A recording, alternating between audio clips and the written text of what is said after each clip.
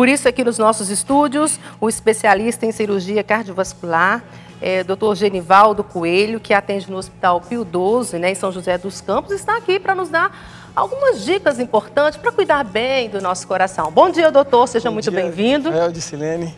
É um prazer estar aqui e poder falar um pouco sobre a doença do coração, sua prevenção, que é a principal atitude, e tentar elucidar algumas dúvidas que são comuns na população. A gente gosta de falar de prevenção justamente por isso, né, doutor? Porque às vezes a gente só vai recorrer ao médico quando a gente tem algum tipo de sintoma. A gente esquece que existe a prevenção. Por isso, essa semana inteirinha está falando sobre as prevenções que precisamos ter com relação ao nosso coração, não é isso? Sem dúvida. A atitude de prevenir significa preservar o órgão para que nós possamos contar com ele e poder ter a longevidade que todos nós gostaríamos de ter com qualidade de vida. Então, agora, doutor, é importante preservar. Doutor Genivaldo, é tão importante porque as doenças cardiovasculares são responsáveis pela morte de 30% da população no mundo e a maioria são homens. Então é algo muito sério, principalmente para a gente, né? A doença cardiovascular é a que mais mata. Essa estatística é igual no Brasil, 30% da mortalidade é por causa cardiovascular.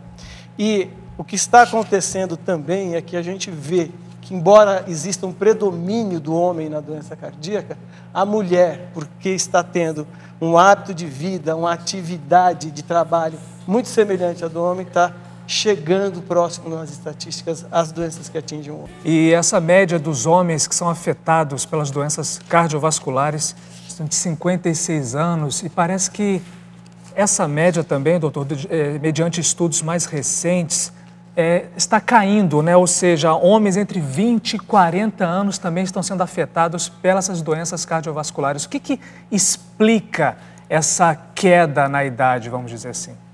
Cada vez mais se entende melhor a doença e, por isso, a atitude da prevenção. É visto hoje que no Brasil nós temos uma população de obesos muito grande, o hábito alimentar de má qualidade. E que, se nós formos para as crianças, que a gente tem também tido uma alta taxa de obesidade, mostra que a evolução da doença ou do paciente mal cuidado desde a sua infância vai ter um impacto no aparecimento e na gravidade da doença cada vez mais precoce. Por isso, voltando à palavra prevenção e colocando aí a importância do tratamento e da educação desde criança. Apesar dos índices falarem que os homens, né, são mais tendenciosos, a gente vê também, né, as mulheres aí enfrentando essa dificuldade. Você falava da ansiedade, desse corre-corre da vida, isso também influencia? Influencia. A qualidade de vida é um aspecto muito importante para que você possa garantir atitudes preventivas.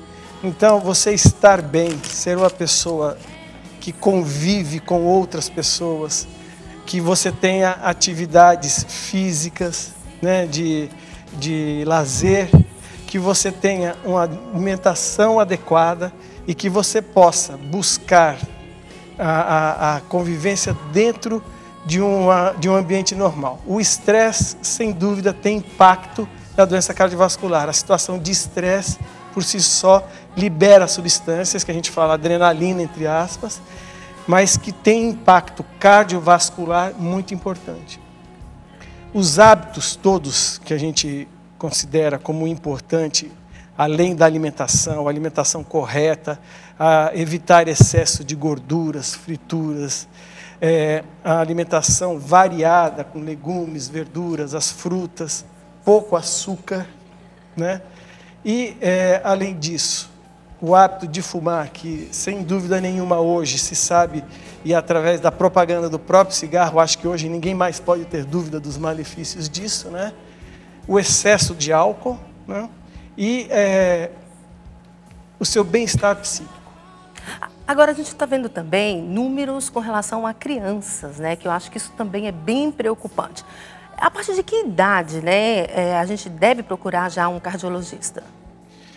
Olha, a criança deve ter um acompanhamento adequado com o seu pediatra. O pediatra, na sua formação, sabe e tem condições de, já no início de qualquer alteração, prevendo essas situações no futuro de atuar. E ele encaminha para o cardiologista quando for necessário a atuação do especialista. Claro que tem determinadas doenças que são doenças de características congênitas e estas, sim, desde cedo devem ser acompanhadas pelo cardiologista pediátrico.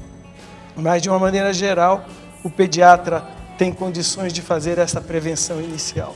Agora, doutor, a gente tem acompanhado algumas notícias, tanto sobre a questão do adoçante, também da necessidade de você educar o seu filho desde pequeno a comer legumes, a comer frutas. Quer dizer, é comprovado que desde cedo, aquele ditado popular, né, de pequeno que se torce pepino, então a necessidade de você também introduzir essa alimentação saudável na criança desde pequeno para que ela justamente crie o hábito e não seja vítima da fritura, da gordura mais tarde, né? A educação é tudo e a qualidade da educação é que faz com que isso aconteça da melhor forma. Hoje, eu sou de uma geração que não usava cinto de segurança. Se eu não puser cinto de segurança no carro, meu filho me critica na hora. E na alimentação também é assim. A estimular a criança a conhecer o que ele está comendo, a ter satisfação, a ser uma situação prazerosa a alimentação, a entender como que aquela plantinha virou o alimento. Tudo isso faz com que ele entenda e possa participar de uma forma muito mais eficiente na sua educação à boa alimentação. Lembrar que a fotografia, o quadro de uma criança sentada em frente à televisão ou ao videogame com um hambúrguer na mão, batata frita na outra, não pode ser agradável a ninguém, né? Agora, doutor, eu li uma coisa muito interessante e gostaria de saber se isso é real mesmo, né? Fala-se que, olha só que dica boa, hein? Que quem ama mais, quem tem mais facilidade de perdoar, enfim, tem mais prevenção cardíaca. Isso é verdade, doutor? Cientificamente comprovado? Cientificamente se comprova que a pessoa que goza de situações de bem-estar, de satisfação, libera substâncias, as ditas endorfinas, e que tem ação, sim, não só no aparelho cardiovascular, mas também se comprova que os pacientes depressivos, né, os pacientes angustiados, na situação inversa, liberam substâncias que atuam, além de em outros órgãos, também no sistema cardiovascular negativamente. Estou aqui com o Edivaldo, ele que é paciente do doutor Genivaldo, né, doutor? E o Edivaldo estava me contando aqui que ele passou já por 2 cirurgias no coração, né, Edivaldo? 2 trocas de válvulas cardíacas. E como foi, o que você sentiu, o que levou você a passar por essas cirurgias? Quando pequeno eu tive febre reumática. Quantos anos? Tinha 6, 7 anos de idade. Era muito pequeno. E ficou uma lesão nas válvulas, né? Ela calcificou. Com o tempo, manifestou o problema e tinha dificuldade de respirar, de subir até um degrau de escada. Isso desde pequeno? Desde pequeno. Mas manifestou mais mesmo depois dos 35 anos de idade. Porque eu nunca fumei, nunca bebi, então... E até então você sentia isso e achava que era normal? Isto. E o que levou você a procurar o médico? Foi através de um cardiologista clínico que ele detectou o problema nas válvulas do coração e me encaminhou ao cirurgião, doutor Genivaldo. Agora, doutor Genivaldo, o que diante daqui da situação desse nosso amigo, do Edivaldo, o que as pessoas que estão em casa nos acompanhando, quais dores, quais são os motivos que devem levar as pessoas a se preocuparem e aí sim buscar uma ajuda médica? Bom, os sintomas da doença cardíaca têm alguma particularidade. O principal na doença do coração, pela incidência, no caso do infarto, é a dor. Dor forte, é uma dor constritiva no peito, sensação de morte, porque é muito forte essa dor, acompanhada de palidez, sudorese, às vezes ela se irradia para o braço, para o queixo ou para as costas. É importante falar dessa dor que começa aqui no peito, porque às vezes uma gastrite, uma esofagite pode confundir esse quadro. Porém, a gente tem que descartar primeiro o que é mais importante, então afastar o infarto no caso. Das doenças valvulares, chama muita atenção arritmias, então o batimento irregular do coração, a falta de ar, um caráter progressivo na história de cansaço. Antes eu fazia esforço grande e não sentia cansaço, e esforços menores, esse cansaço foi aparecendo com mais facilidade, até em repouso ou à noite acordando com esses sintomas. Inchaço nas pernas, né? E palpitações. Arritmia se traduz por palpitação, batimento irregular. E a hereditariedade tem a ver, doutor? Se sabe que na família, história familiar de doença cardíaca tem uma tendência maior a seus familiares de expressarem. Por isso, filhos de pais diabéticos, hipertensos, obesos devem ter muito cuidado e tomar suas precauções. No seu caso, Edivaldo, você tem alguma herança? Tem sim. Eu perdi meu irmão também com problema nas válvulas. Ele fez cirurgia também, trocou as válvulas também em 74. E em 81 ele passou mal também, teve uma cirurgia de emergência e teve parada cardíaca durante a cirurgia, teve um derrame, foi preciso voltar novamente para o centro cirúrgico, ele não aguentou, faleceu. E quantos anos você tem hoje? Hoje estou com 53 anos. 53, quase 20 anos, né, que você passou pela primeira cirurgia. Como que o Edivaldo está hoje? O que mudou na vida do Edivaldo? Que cuidados o Edivaldo tem? Muda bastante, né? É um divisor de águas, né? Totalmente, a vida muda totalmente mesmo, não tem como. Mas tem que procurar viver mais tranquilo, assim, qualquer coisa que se você fica nervoso e tal, já quer alterar um pouco, mas tem que segurar, muda, você passa a ver as coisas com outros olhos, né? Sim. E o acompanhamento intenso com o Dr. Genivaldo aqui no seu caso, né? E tem marca-passo também, marca-passo cardíaco. Uma biblioteca. Agora, doutor, é importante a gente ressaltar aqui também esse acompanhamento médico, né? Então, se a pessoa tem uma herança familiar, uma doença, um histórico nesse sentido, é importante que ele também faça exames mais aprofundados e tenha um acompanhamento médico, né? É isso. A gente vai mostrar agora, Rafael, que mudou muita coisa também com relação aos tratamentos, as cirurgias, não é isso, doutor? Isso. Vem para cá, vamos mostrar aqui para o pessoal em casa como tudo isso também teve uma evolução, né, com relação ao tratamento. Por favor. A intenção é evitar chegar à cirurgia. A gente sabe que a cirurgia é um tratamento agressivo. Porém, dentro da evolução da cirurgia cardíaca e da tecnologia, a gente pôde fazer estimulação do coração com os marca-passos. Esse é um marca-passo extremamente antigo, não é o que o Edivaldo tem. Tá, vamos segurar só um pouquinho, o pessoal vê em casa. Então, são coisas um pouco grosseiras, que pesadas. Era antigamente. Segura um pouquinho para a gente mostrar em casa. Olha o tamanho disso, né? E esses aparelhos são implantados com a cirurgia menor, embaixo da pele, ficam escondidinhos aqui. E através... E a gente pode mostrar a diferença de uma... Olha o tamanho de um para o outro. E como é, a espessura.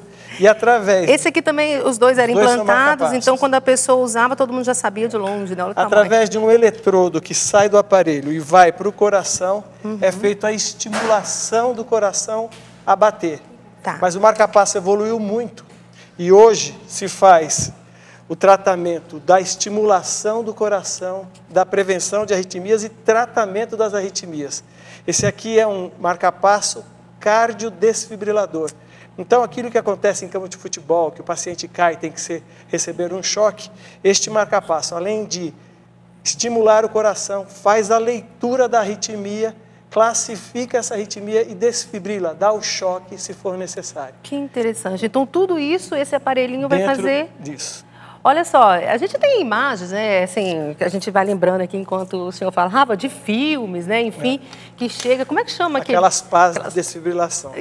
Hoje, através de um cabo eletrodo fininho, que ninguém está vendo, ele faz a mesma função. Ele faz isso daqui, ele também é implantado, não é? É implantável, igualzinho aos outros marca-passos. Ele vai fazendo um acompanhamento. Não aparece e o acompanhamento é feito com um leitor externo por telemetria. Você pode programar, você pode mudar especificações técnicas dele de acordo com a necessidade do paciente. Precisou do choque, ele mesmo vai dar. Ele dá. Olha, essas aqui são coisas interessantes. Talvez essa seja uma das próteses mais antigas que se tem. O coração se contrai, empurra a bolinha, o sangue passa pelo lado. O movimento de sobe e desce da bolinha faz um mecanismo de válvula. Essa é uma evolução com a prótese de monodisco. Então ela abre e fecha de acordo com o fluxo de sangue. Ou seja, isso daqui virou isso aqui. Virou. É E isso? essa aí Olha virou que essa daqui, que são folhetos já é outra. metálicos, né? Então eles abrem e fecham, permitindo a passagem do sangue através dela. Então, essa evolução, daqui para aqui e para aqui. A prótese que o Edivaldo tem é de outro tipo, é a prótese biológica, que é do coração do boi ou da válvula do porco. Ok. Esse aqui é um tratamento extremamente recente de uma doença terrível que é a dissecção da aorta, a dilatação da aorta. A gente vê a aorta seria um calibre normal aqui e aqui embaixo, aqui tem uma dilatação que pode romper a qualquer momento. Através de uma pequena incisão na virilha, esta prótese que vem totalmente fechada e num calibre extremamente fino, ela sobe, é posicionada na altura da aorta e liberada. Através desse mecanismo de memória, ela que estava fechada, encamisa por dentro a aorta, tirando a circulação desta parte frágil, evitando com que essa aorta se rompa. Que interessante. Essas aqui são coisas bem recentes do que se busca na cirurgia através do tratamento minimamente agressivo, minimamente invasivo, que são cirurgias através de vídeo, através da radioscopia e através da robótica, que está começando hoje também aqui no Brasil. O pós-operatório é bem mais rápido? O pós-operatório, se a agressão é menor, é sempre melhor para o paciente. E muito importante, é a retaguarda de todo o suporte, mesmo assim, da cirurgia clássica, porque pode haver necessidade de conversão de procedimentos. Agora, o risco cardiológico, ele aumenta conforme a idade? Aumenta dependendo do tratamento que você for fazer, porque com o passar do tempo, as outras funções pulmonares, renais, metabólicas também estão alteradas. Agora, o senhor trabalha no hospital, não é? Pio 12, que faz um tratamento específico com relação à doença de coração. O Pio 12, já há quase 30 anos, vem se caracterizando por atendimento cardiológico. Hoje é feito todos esses tipos de tratamento no Hospital Pio 12, é feito o tratamento percutâneo da doença coronária, que é a colocação dos estentes, enfim, a gama de tratamento da cardiologia hoje pode ser feita lá no Pio 12. Interessante, né? Que bom que tem a tecnologia para ajudar nesse sentido. A gente percebe como que evoluiu e como que isso tem ajudado os pacientes, não é? Sem dúvida. Claro que evoluiu-se também muito na sua capacidade de prevenção. A gente quer contar com todo esse aparato, pode oferecer qualidade de vida. Em muitos aspectos, dependendo do tipo da cirurgia, você está curado. Em outros, você precisa estar sempre acompanhado para obter o melhor resultado e a durabilidade da cirurgia, principalmente da cirurgia de coronária, no tratamento do paciente coronariano. Mas com tudo isso se consegue promover uma longevidade, né, uma garantia de tempo de vida e com qualidade de vida ao paciente. Agora, a nossa atenção hoje aqui no programa e durante essa semana inteira, a gente está falando de prevenção. Por isso, chamando a atenção a você, né, que a gente jamais quer que você chegue aqui. Que bom que tem essas soluções, né? Mas o ideal é não chegar. Claro. Por isso, a importância da prevenção. A prevenção é simples. É você fazer o seu check-up. Vá ao médico uma vez por ano, faça o seu check-up com os exames de base. Uma vez que haja alguma alteração, você vai progressivamente evoluindo na profundidade desses exames. E garantindo pegar qualquer alteração precocemente, né? Claro que pensando em precocidade, o melhor é começar através da alimentação, bons hábitos, atividade física, boa convivência social. Agora, a gente estava falando, o senhor falava da importância de acompanhar as crianças. Mas no caso de quem não tem nenhum problema de coração, talvez não tem nada na hereditariedade, qual que é a frequência no cardiologista? Bom, na criança, ela precisa ter, como pediatra, o seu maior seguidor. Tá certo? Tá. E a partir de qualquer alteração, ser encaminhado ao cardiologista. E no adulto, pelo menos uma vez por ano, você fazer o seu check-up. Nós temos aqui algumas participações. para o doutor Genivaldo, a Lídia Duarte, ela escreveu aqui para a gente: sou hipertensa, doutor, tenho diabetes, 60 anos de idade, 93 quilos, tomo remédios para pressão. Aí ela coloca o nome de um remédio aqui, o Glicofage, 500 gramas, 2 comprimidos à noite. Sinto meu coração bater, pulando, minha dieta é açúcar, muito cansaço, arritmia, tenho um histórico familiar no coração. Ninguém na família é diabética ou hipertensa. O pai morreu de parada cardíaca aos 48 anos. Ela está perguntando aqui como se cuidar, que atenção ela deve ter para esse histórico da saúde dela. Bem, ela conseguiu reunir nela mesma vários fatores. Então, a gente está falando do diabetes, hipertensão, obesidade, ela falou aí dos 93 quilos, e muito provavelmente também não tem atividade física, ou seja, é uma paciente que está reunindo vários fatores de risco. Quanto mais fatores, um prognóstico menos favorável, e eles atuam negativamente, aumentando esses fatores, esse risco entre eles.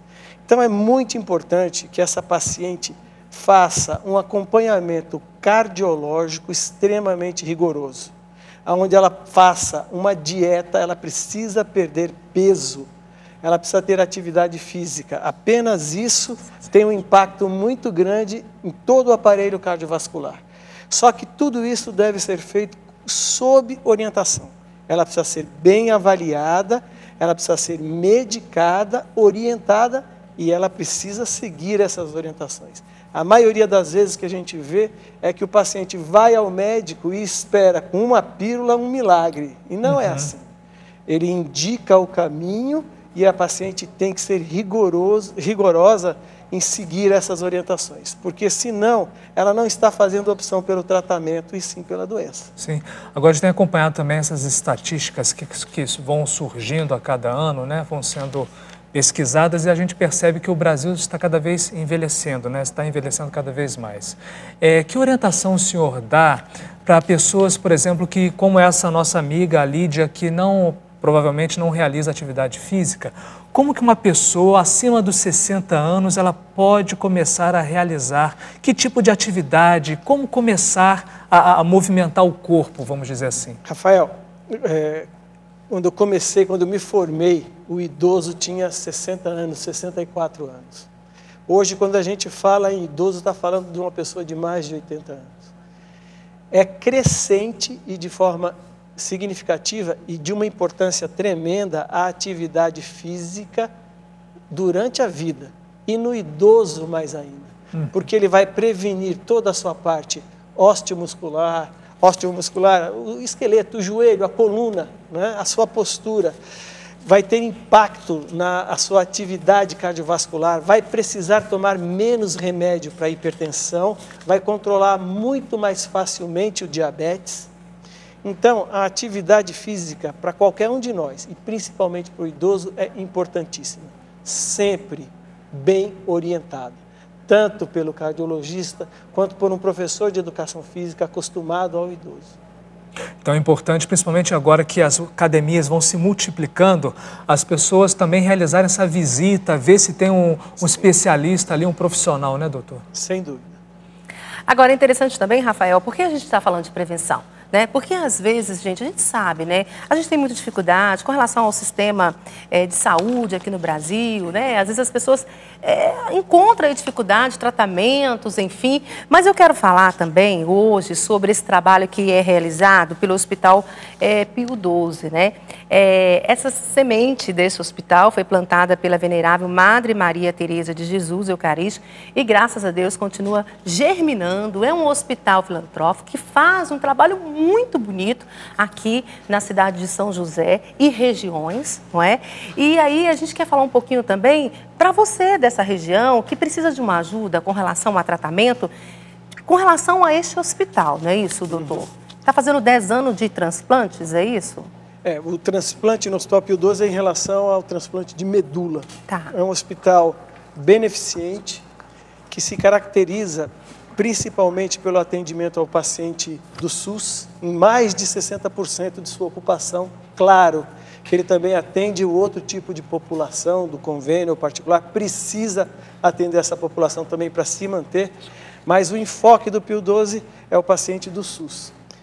Faz transplante de medula, uma coisa que é muito difícil de se conseguir credenciamento, então o alto nível da equipe de hematologia desse hospital conseguiu isso. Na cardiologia são mais de 20 mil exames de cateterismo cardíaco, vários tratamentos percutâneos. Na cirurgia são mais de 8 mil cirurgias feitas, mais de 3 mil marca-passos implantados. Isso em mais de 70% para o paciente do SUS. Que interessante, né? Então a gente está vendo aí, Rafael, olha aqui, né, o hospital, ele faz um trabalho aqui na cidade São José dos Campos e regiões. E a gente quer falar justamente por isso, né? Quantos outros lugares e regiões precisando de um atendimento como esse. Exato. Que esse hospital também, né, sirva de exemplo para tantas outras cidades e estados, não é mesmo? Exato, com certeza, porque como a gente estava conversando aqui, tantas pessoas que hoje no nosso país possuem essa idade maior de 60 anos, tantas doenças vasculares, ou seja, esse histórico cada vez mais presente, seja através dos vícios, né, cigarro, alcoolismo, mas também pela falta de atividade física. Então a importância, né, mesmo, doutor, até mesmo de realizar um trabalho, o senhor como médico, como, vamos dizer assim, zelador, né, da saúde de tantas pessoas, mas também por essa maravilha de poder realizar esse trabalho até mesmo social com tantas pessoas aqui presentes na região do Vale do Paraíba. É uma chance que vocês estão dando de divulgar esse trabalho justamente para essas pessoas. A gente sabe que muitas vezes o paciente não tem noção do direito que ele tem. E o paciente do SUS tem esse direito que ninguém está dando, ele conquistou esse direito. Exato. Então ele tem que saber procurar e fazer valer esses direitos. A saúde é um direito inegável no nosso país. Pois é, eu quero agradecer a sua participação aqui, doutor, e dizer mais uma vez, né? Essa semana é uma semana muito importante para todos nós. É muito assustador quando a gente trouxe aqui dados, né, no início do programa. Eu fiquei assim, chocada de saber que 15 milhões de pessoas podem sofrer algum tipo de problema né, até a óbito, enfim. 15 milhões de pessoas por ano é muita gente. Muita gente. O que a gente sabe é que se faz a estatística com uma capacidade cada vez maior. Então, esses números estão expressando a necessidade de atenção correta à saúde. Mas também existe um ganho muito grande com o avanço da medicina e a possibilidade de tratamento que se pode dar a essas pessoas.